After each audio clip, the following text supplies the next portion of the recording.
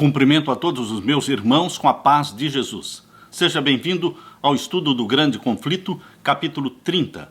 O pior inimigo do homem e como vencê-lo. Porém, inimizade entre ti e a mulher, e entre a tua semente e a sua semente. Esta te ferirá a cabeça, e tu lhe ferirás o calcanhar. Gênesis 3:15.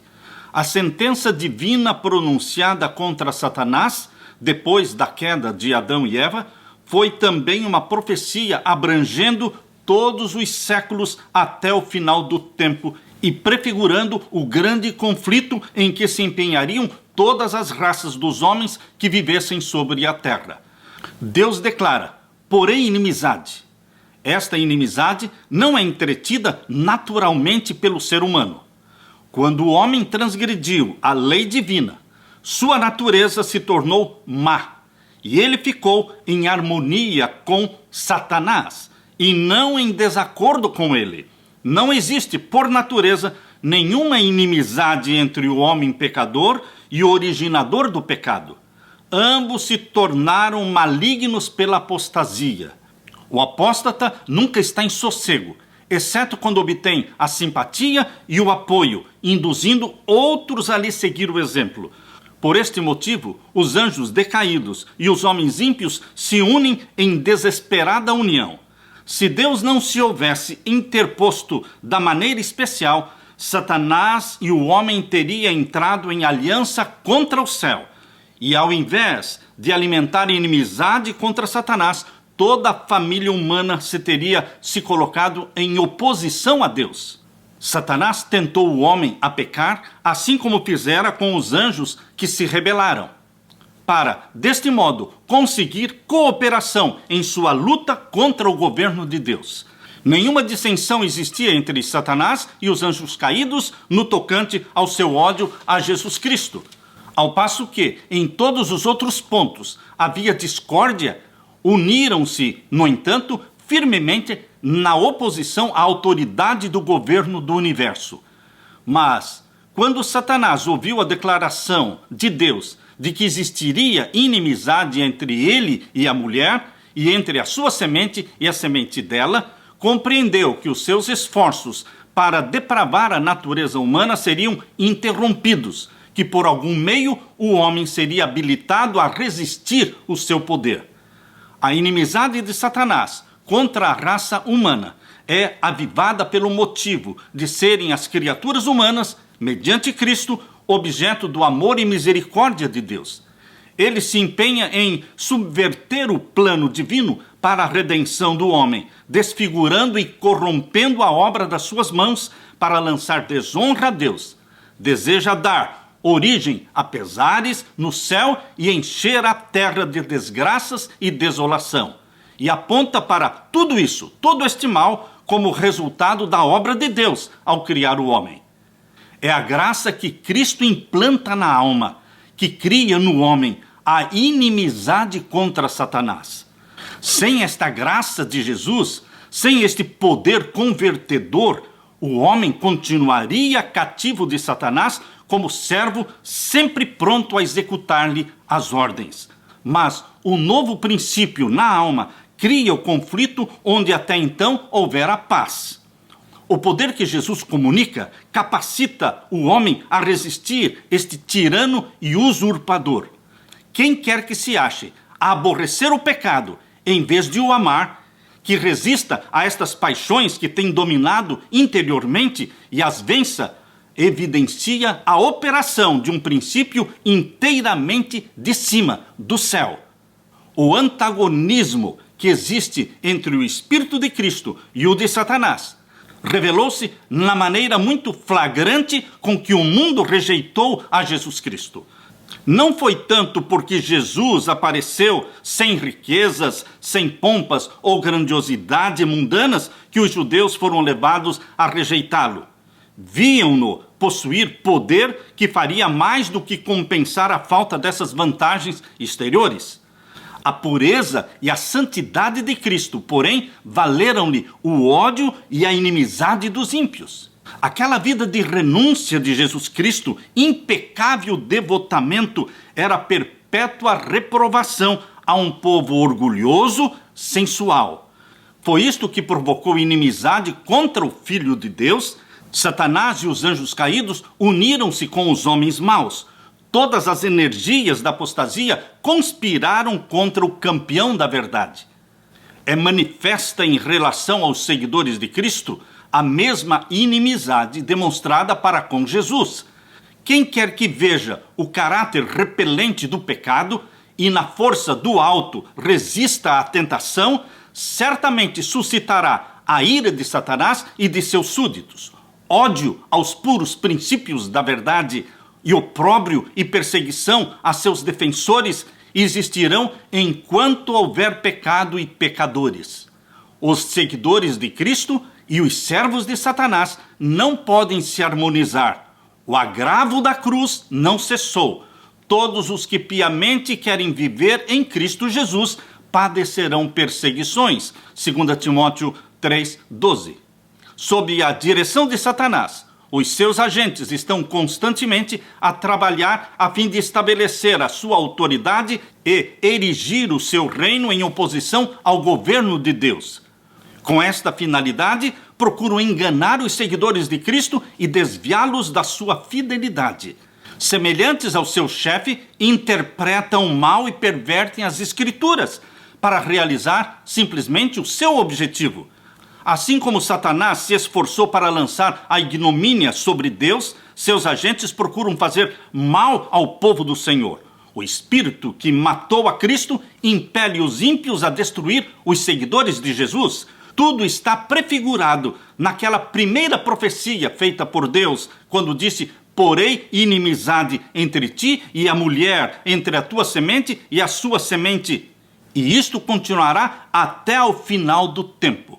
Satanás conjuga todas as forças e arremessa ao combate todo o seu poder.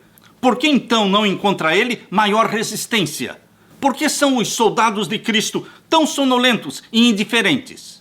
É porque eles entretêm tão pouca comunhão com Cristo, porque se acham tão destituídos do seu espírito. O pecado não lhes é repelente e aborrecível, como era para Jesus. Não o enfrentam como faria Cristo, com resistência decidida e resoluta.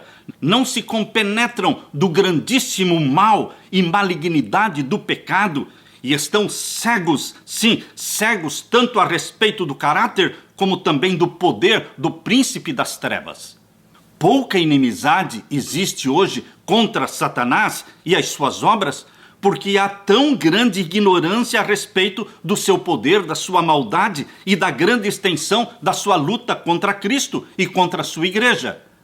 Multidões estão iludidas neste ponto. Não sabem que o seu inimigo é um poderoso general que domina a mente dos anjos maus e que, com planos bem estabelecidos e hábeis artifícios, está a guerrear contra Cristo para impedir a salvação das almas.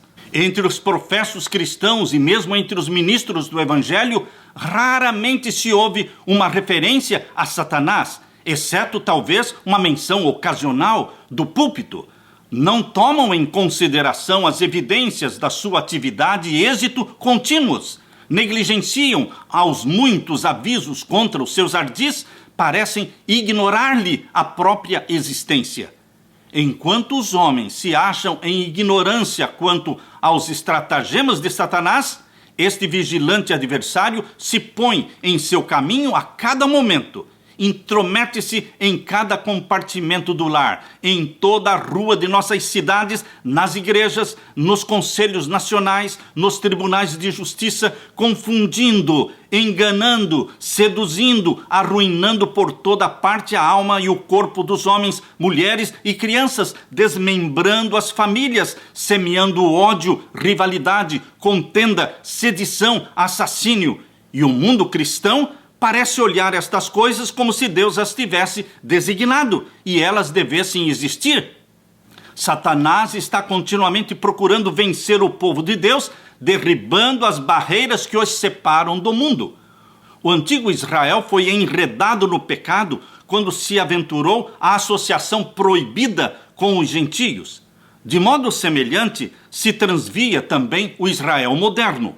O Deus deste século cegou o entendimento dos incrédulos para que lhes não resplandeça a luz do Evangelho da glória de Cristo, que é a imagem de Deus. 2 Coríntios 4:4. Todos os que não são decididos seguidores de Cristo são servos de Satanás. No coração não regenerado, há, sim, amor ao pecado, disposição para acariciá-lo e desculpá-lo. Por outro lado, no coração renovado, existe ódio ao pecado e decidida resistência a ele.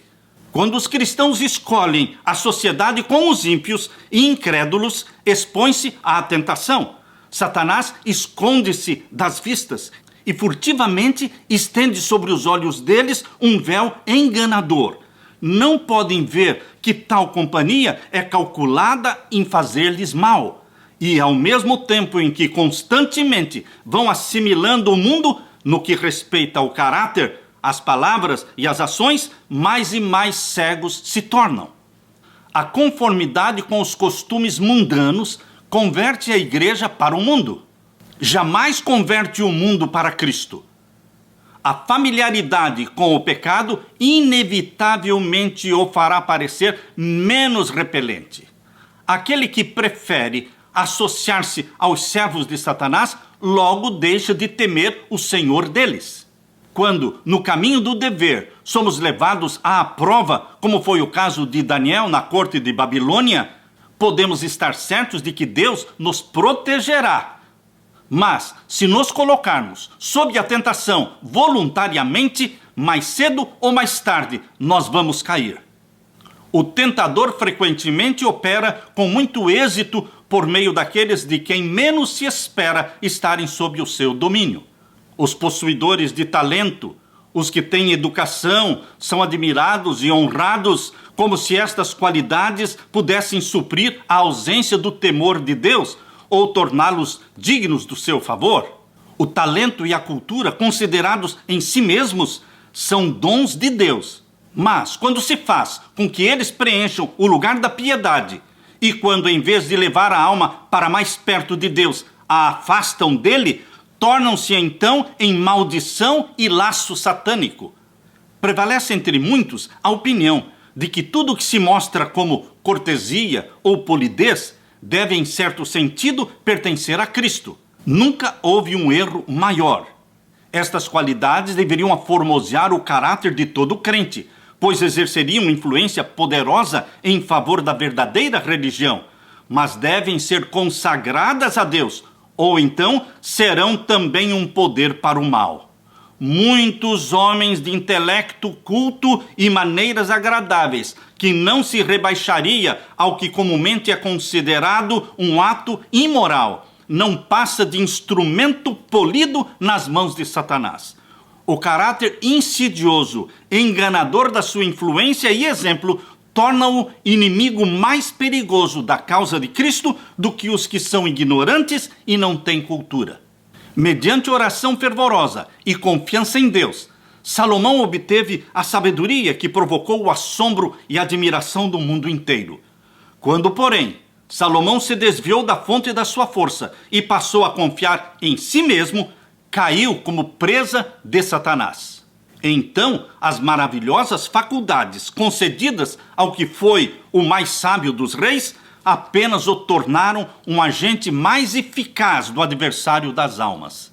Conquanto Satanás tente constantemente cegar a mente dos cristãos para este fato, jamais se esqueçam eles de que eles não têm que lutar contra a carne e o sangue, mas sim contra os principados, contra as potestades, contra os príncipes das trevas deste século, contra as hostes espirituais da maldade nos lugares celestiais. Efésios 6:12. Através dos séculos está a soar, até o nosso tempo, o aviso inspirado: sede sóbrios, vigiai, porque o diabo, vosso adversário, anda em derredor, bramando como leão, buscando a quem possa tragar. 1 Pedro 5:8. Revesti-vos de toda a armadura de Deus, para que possais resistir firmes contra as astutas ciladas do diabo. Efésios 6:11. Desde os dias de Adão até os nossos tempos, nosso grande inimigo tem exercido seu poder para dominar oprimir e destruir. Está hoje ele a preparar-se para a sua última campanha contra a igreja. Todos os que procuram seguir a Jesus terão de batalhar contra este implacável adversário de Cristo. Quanto mais aproximadamente o cristão imitar o modelo divino, tanto mais certo fará de si um alvo para os ataques de Satanás. Todos os que estão ativamente empenhados na causa de Deus, procurando desvendar os enganos do maligno e apresentar Cristo perante o povo, estarão habilitados a aderir ao testemunho do apóstolo Paulo, no qual ele fala em servir ao Senhor com toda a humildade de espírito, com muitas lágrimas e muitas tentações. Satanás assaltou a Cristo com suas mais cruéis e sutis tentações. Foi, porém, repelido em cada conflito. Aquelas batalhas foram travadas em nosso favor. Aquelas vitórias nos tornam possível também vencer. Aleluia! Cristo dará força para todos que a buscarem. Sem o consentimento próprio, ninguém poderá ser vencido por Satanás. Aleluia! O tentador não tem poder para governar a vontade ou forçar a alma a pecar. Aleluia! Satanás pode angustiar, mas não contaminar. Pode causar agonia, mas não aviltamento. O fato de Cristo ter vencido deve incutir em você e em mim, em todos os seus seguidores, coragem.